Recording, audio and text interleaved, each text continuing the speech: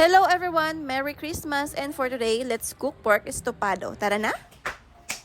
Hello everyone! This is Mommy Rex Nako. Welcome to my vlog. At sa araw na to, December 24, isa sa mga memorable na menu na tinuro sa akin ng tatay ko ang lulutuin ko for today. At isa pa doon ay nirequest ito ng aking kapatid. Nako, hinabol ko lang to pero okay naman, may oras pa naman kaya gora lang. So first, kailangan natin dito ay bumili ako ng 1 1/2 kilo na kasim. At ayan, minarinate ko na nga yan ng almost 2 hours. So, mas maganda dito, may taba-taba yung gagamitin natin. Ayan, ganyan po siya. Minarinate ko lang po yan sa asin, konting patis. At nilagyan ko din po siya ng napakaraming paminta, di ba? Dapat malasa na to habang hindi pa natin niluluto or piprituhin natin to, kailangan may lasa na itong ating karne. So, next naman, meron tayo ditong kamote na chinap ko nga ng medyo malaki siya.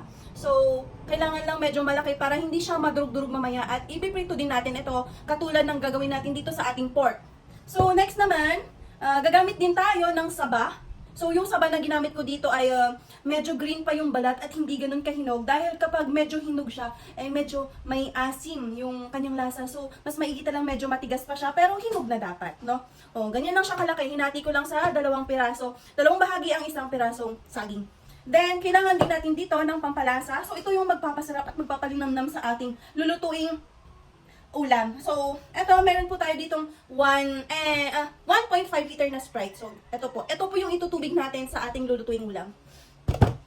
Then, lastly, kailangan din natin dito ng asukal. Pero yung asukal natin, dapat, brown sugar siya dapat. Kung meron kayong pulang asukal, much better. Ito. So, 1/2 kilo to, ha?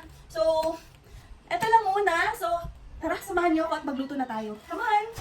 Bye-bye!